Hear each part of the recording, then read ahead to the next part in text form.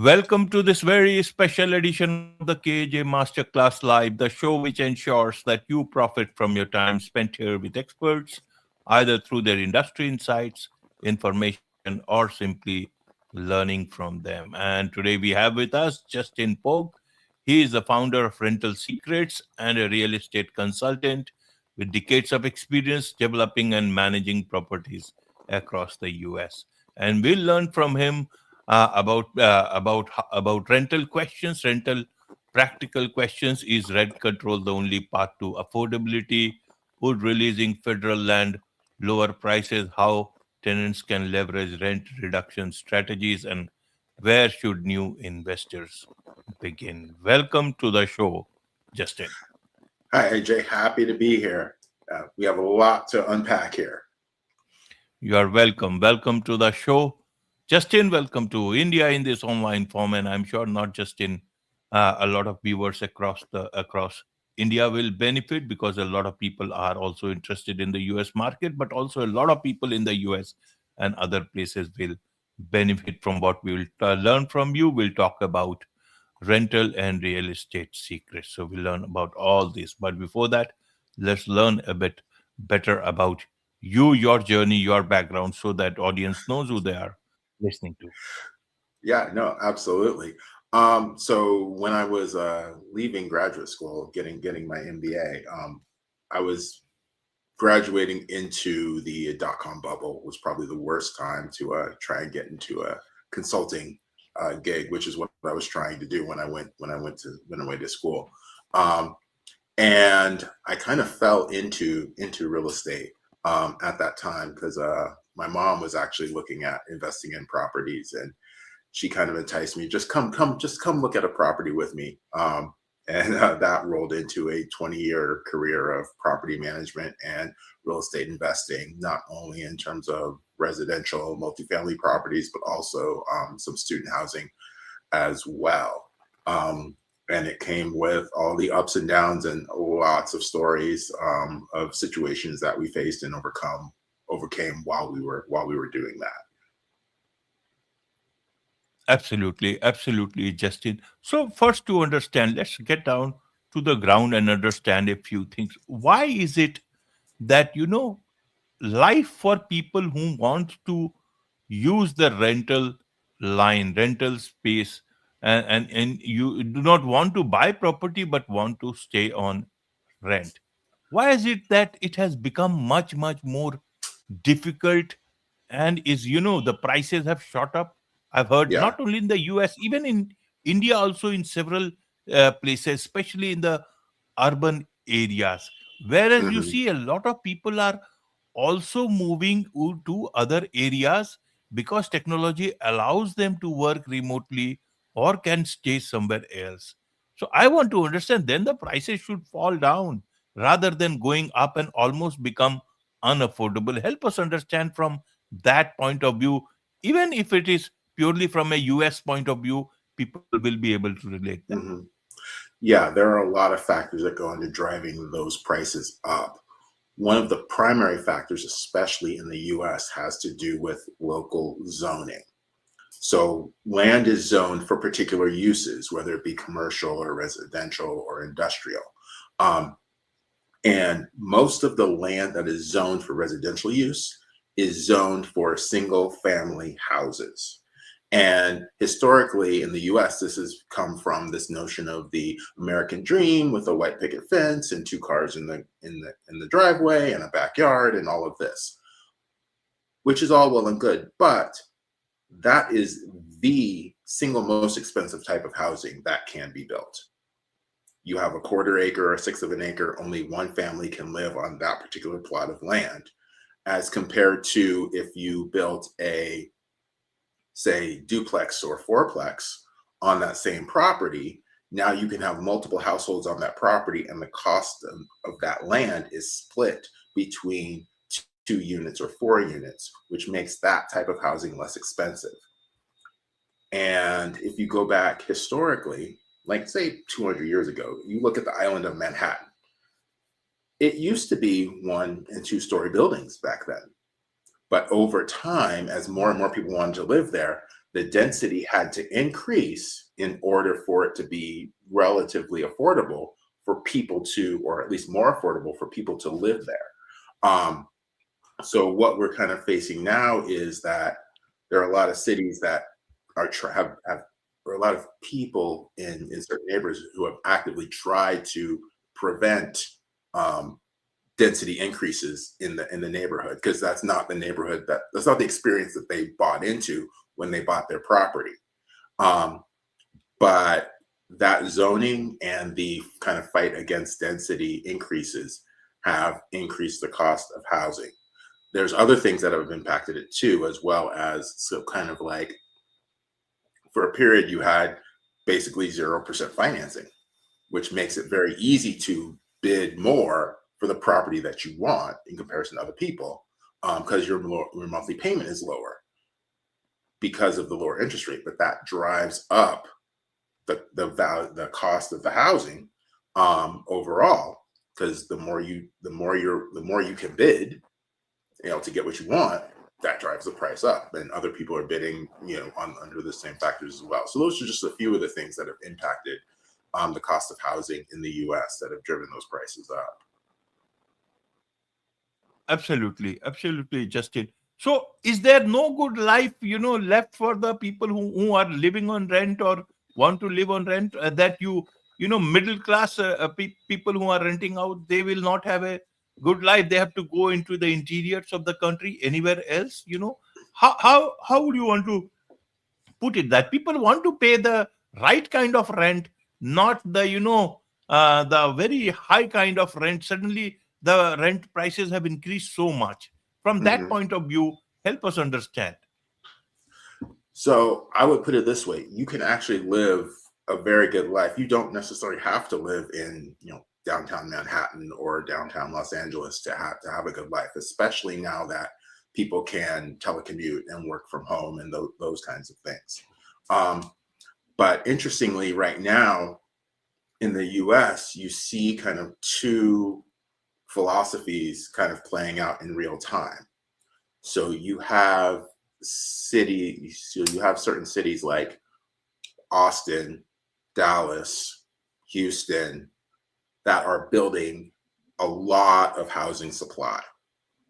They're adding supply to the market, and that is right now driving down prices actually. So you look at some of these markets like Austin and Nashville and Dallas, the amount of construction that is adding supply to the housing market is actually driving down prices. Um, Whereas you look at markets like New York or California, they're not building as much. That those prices in those areas are still going up. So there really is some truth in the fact that, when you look at a supply demand graph, if you increase the supply for a similar demand, the price will come down. Absolutely. Justin, correct me if I'm wrong. People said there is a lobby working to keep the prices up, so that the rent prices, so that it Mhm. almost becomes unaffordable. How would you want them to understand? Because then that is the place where even the rent control is coming into talks. Help us understand from that point of view. Yeah, so it's really interesting that when people, and I'll speak specifically for the US here, when you go through high school and college, you're not taught anything about what goes into housing, what's required to build a house, what, the hoops that landlords have to jump through in order to create, you know, a livable, a livable unit, a livable space. Um, so consequently, when people vote on measures like rent control and so forth, they don't have an understanding of the costs that go into that and what needs to happen from a financial point of view to ensure that the housing units that they have remain livable. So when the rent control concept is floated, it sounds great. Your rent can only go up by 3% over 3% a year, and there's a rent control board that has to approve any decisions and all of that. It sounds great, The issue comes when those decisions are divorced from reality, where if interest rates change, now the cost of the mortgage is higher. If, parts and materials to maintain the building, if those costs change, those changes may be higher than the 3% that's approved by the rental board. So as these things happen over time, you start to end up with properties that aren't maintained as well. People perceive them as unlivable or poor conditions. The housing stock deteriorates over time because the cost structure does not allow for the types of improvements that need to be made to those buildings. So ultimately, it ends up being a disadvantage, approving stringent rent control efforts ends up being a disadvantage to the renters themselves because there ends up being less supply that's actually attractive to them. And that also serves to raise costs over time. Absolutely, Justin. So, to bring you into the picture, what is your role? What is it that you do? And what is it that you want people to know about what you are doing about the rental market as well as, general real estate stuff? Yeah. So after having been a property manager for 20 years and kind of looking at the situation, I've had people come into my office and complain about what they were paying for rent and why they were paying, why the rent was what it was and all of that. And it was clear that there was this information asymmetry between the information the landlords had and what renters knew about what was actually going on in the market and how the rental market worked. And what I mean by that is landlords have access to a lot of data, market data, and they understand how the market works and what they need to charge and why they need to charge those things. But landlords have very little specifics about the each individual renter that comes to rent with them. That's why we're going through this whole application process where I need to find out about your credit and your job and your income and all of this other stuff. On the other hand, renters have all of their specific information, but they don't have a lot of insight into how the actual market works. So what I did, I decided to write a book called Rental Secrets, and it basically teaches renters what's going on behind the scenes, why landlords do what they do, what problems landlords have, so that when renters actually go in to negotiate, they know what levers to pull related to the problems that the landlord actually faces. Problems like vacancy, maintenance, marketing issues, industry timing issues. All of these things can play into renters being able to offer landlords solutions to some of their problems and receive a discount on the rent that they pay for helping to solve those problems.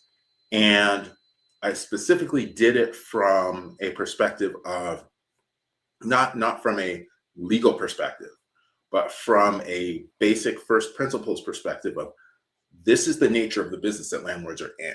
It doesn't matter if you're in India, it doesn't matter if you're in the US, it doesn't matter where you are still selling a time-based service in exchange for money. So that's kind of where my journey in this kind of started. And then on top of that, I also do some real estate consulting for both landlords and renters. Just recently, I did a project with a renter, and we found out that ultimately he might very well be living in an apartment that wasn't actually approved to be in an apartment. But he had no way of knowing that because it looked like an apartment. If it looks like a duck and quacks like a duck, you think it's a duck, but it's not. And there's certain specific things that you need to do in order to make an apartment legally be an apartment. So that's kind of some of the things that I've been doing in the background related to real estate and helping to educate renters on the power that they actually have. Right, Justin. So, which is more profitable for you, being on the landlord side, on the renter side? Um,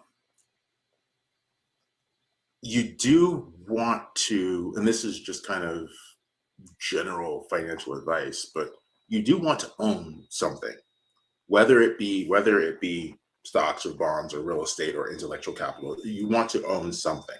So specifically in the land in the real estate space, um, being being an owner, all other things being equal, ultimately is where you want to get to. The question is, I finished my training in whatever my background, whatever my field is. I don't have the financial resources to become an owner immediately. So how do I navigate that period of time between becoming a professional and owning so that I can get to the owning part as quickly as possible? And that's really where my book comes into play, because you're good. If you don't own property, you're going to end up renting. So how do you do that in the most efficient way? And how do you leverage your power as a renter to keep those costs as low as possible? So then you'll have more money at the end of the month to devote to becoming an owner, whether it's owner of real estate or a business or intellectual capital or whatever it is you're trying to own when you get to that ownership stage. Um, and that's really what the book is about, is empowering people to get through that rental period as quickly and as painlessly as they can. Right, right, Justin. So, in your book, have you also discussed about there are several people, who do not want to own anything. They want to Hmm. be, digital nomads. They want to move from one place to another. Buying a property means you are getting tied to one place. Hmm. Sometimes, you want that flexibility in life. You don't want to be a owner. You just want to rent places at place which you like the most. What Hmm. about such people? How would you suggest such people and all those people who want to be a perhaps a landlord later on, owner Yeah. of a house later on, but as of today, what is the best way to negotiate with a landlord in today's market, in an example that you generally deal with? Help us understand from that point of view, Justin. That Yeah. will help. Yeah, there are certainly a lot of people who want to be digital nomads, and or they may not even want to be digital nomads. They may not just want to manage the maintenance and the upkeep of a property. They'd rather, outsource that to someone else. Um, and as far as negotiating lower prices when you're in that situation, you can look at doing things like, instead of signing a 1 year lease, maybe sign a 2 year lease. Um, you can also look at, there are situations where landlords want to time the expiration of their leases so they don't all expire at the same time. So there may be situations where landlords want to, sign a 6 month lease or a 9 month lease so that it benefits the expiration timing of their portfolio. If that's what they're doing and you're accepting a non-standard lease, even though it's shorter, you may also be able to use that as a negotiation tactic as well, to save money, because you're doing something that will solve their problem. Um, Another strategy may be that landlords are typically looking at, how risky are you as a renter? The riskier you are, the less likely I am to rent to you, the more I'm going to want to charge, to rent to you. So you may also look at things like leaving a higher security deposit or adding a security deposit option in, if that's not typical for the area where you're renting, um, because that gives the landlord some peace of mind that the rent will be paid, the property won't be damaged, um, and that's another situation that landlords face. But also in the rental industry, there's this concept of, and there's this phrase that they use and say, our rents are competitive with the market. And it sounds so great and enticing. Like, they've done all the research, you don't have to worry about it. We've scoured the market, and this is the best deal for you. That's what it sounds like, but nothing could be further from the truth. They have no idea who you are. They have no idea what you need. What they've done, and what that phrase means, is they've looked at the competitors within a mile of their location, and they out of that population, they've chosen the ones that they think are their competitors, and the rents that they're charging are similar to what they think their competitors are charging. It has nothing to do with you specifically. Um, so what that means is, from a renter's perspective, is actually look at the entire market, not just that neighborhood, that particular neighborhood that you might be interested in, but look at all the neighborhoods that you have any interest in at all, and use the prices from all of those neighborhoods when you're negotiating with that one landlord in the area that you want to be. Because you could want to be in that area, but you could also, I mean, you could be 30 minutes west of where you want to be, or you could be 30 minutes east of where you want to be.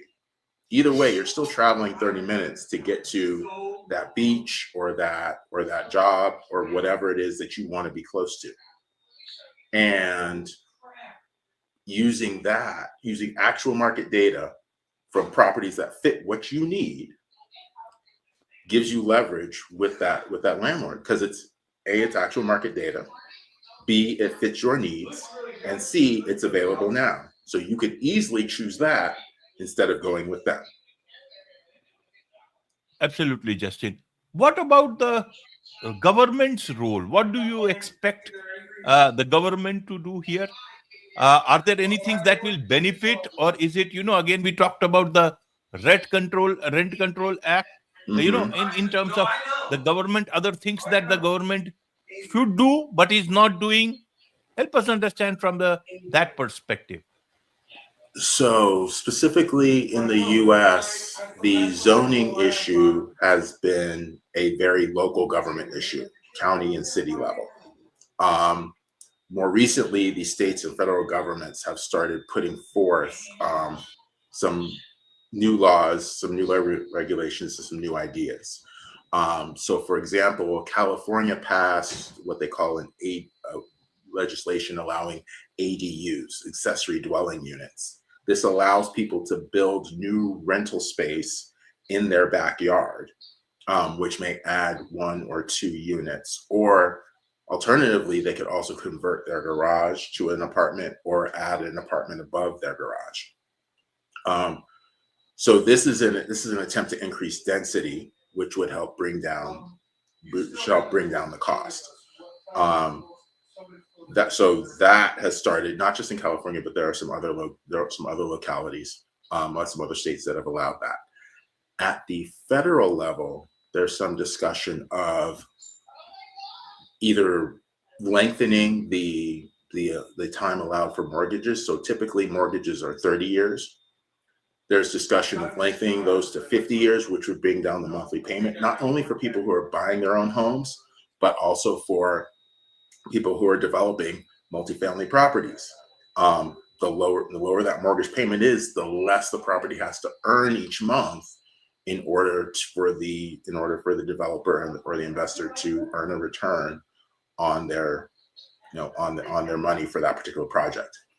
Um, One other interesting federal concept that's been floated recently has been opening up some of the federal land for construction. Most people don't know that a vast majority of the land in the United States is actually owned by the federal government. Now, it's not located necessarily in major cities. It's more kind of raw land that's undeveloped.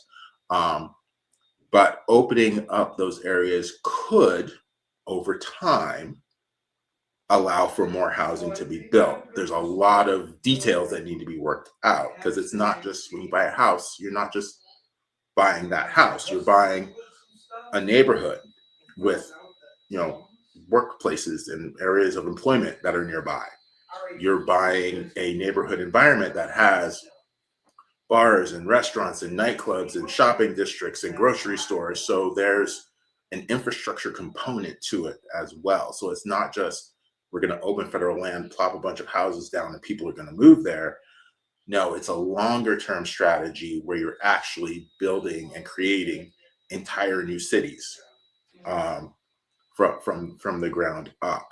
Um, so this is kind of gives you a spectrum of changes or regulatory changes that are being discussed at the the local, state, and federal levels in the U.S.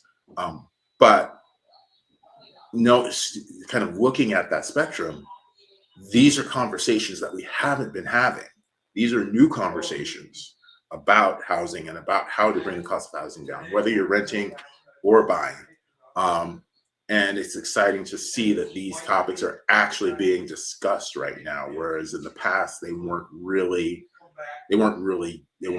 topics of conversation amongst people who were making changes and really proposing things that might make a difference. Absolutely. One more thing I want to understand from you, Justin, is that, a lot of, if I understand, and correct me if I'm incorrect, a lot of big companies, big Mhm. names, they own a lot of these complexes, especially into getting into much more of multifamily complexes. Mhm. And also, individuals are getting it. Some people think it's, a very good passive investment. Some people are actively getting into it, which is good for the market, which is good for the renters. These big corporations owning more and more residential properties, or is it the more and more individuals getting into it because they will understand the pain of a renter much more better? Mhm. So historically, especially in the US, the vast overwhelming percentage of rental properties were owned by smaller investors, people who owned less than 100 units. Anywhere from somebody who owns a duplex all the way up to somebody who may own like, an eightplex or a 10plex, something like that. So there is a massive number of small investors in the marketplace, which is really useful because it introduces this massive element of competition. Um, and it's competition it's not this theoretical concept of competition. It's very much I have this apartment that I need to rent, and I have 4 units. One of them is vacant right now. So my income is 75% of what it could be.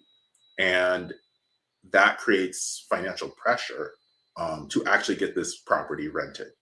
Um, is one of the things I point out in my book is that rented means income, vacancy means no income. And the fewer units you own, vacancy eats up a larger and larger percentage of your income, which pushes you to rent that property, even if you have to rent it at $50 less than you anticipated. You still get it rented. You still have cash flow. You can still make your mortgage payments, and you can still get your income from the property. Um, that gets a little bit diluted when you start talking about these massive corporations that have an apartment complex that has 300, 500, 600 units in it.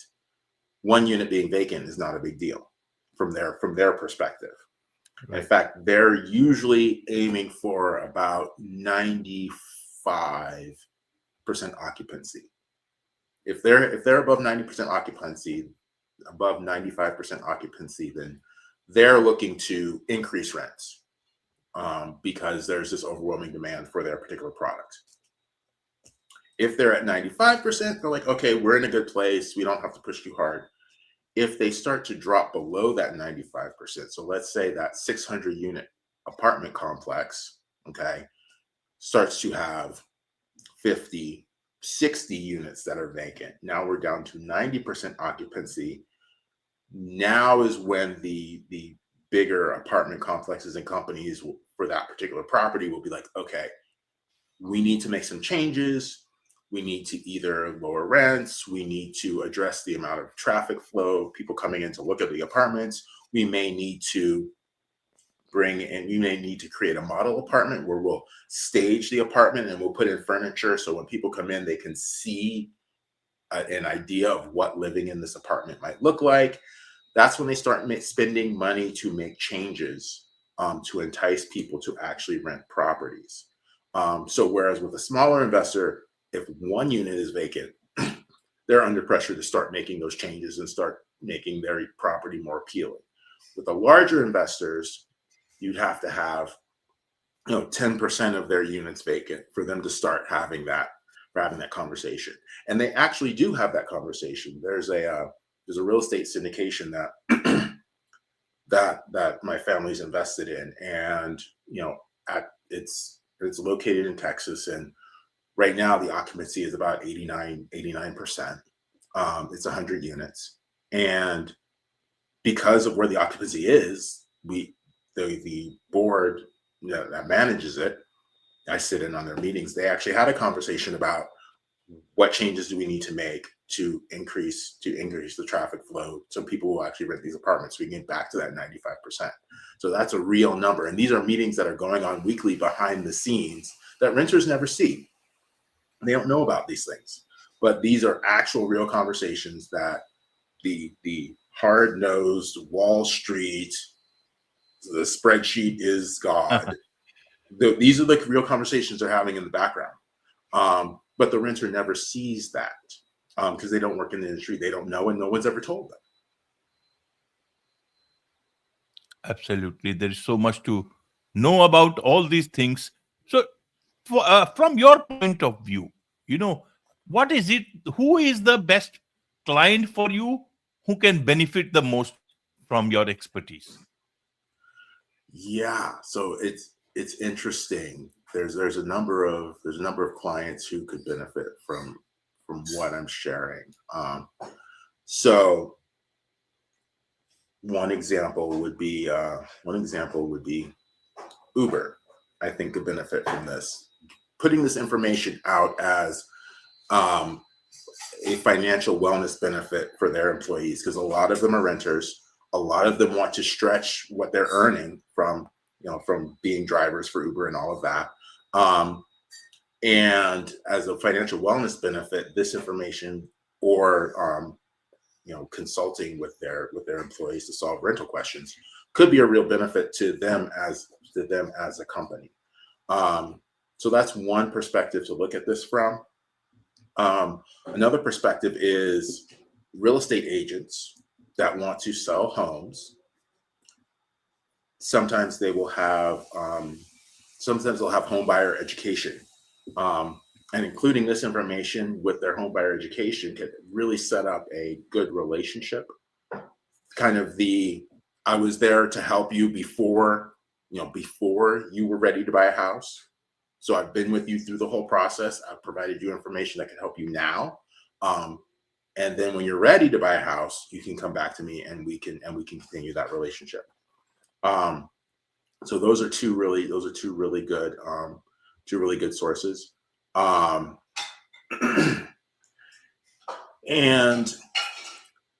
ultimately it's any company that really wants to help their employees kind of stretch the amount of money that they're earning, so that their employees can do financially better and actually view their job with their company as an even better asset than it already is for them.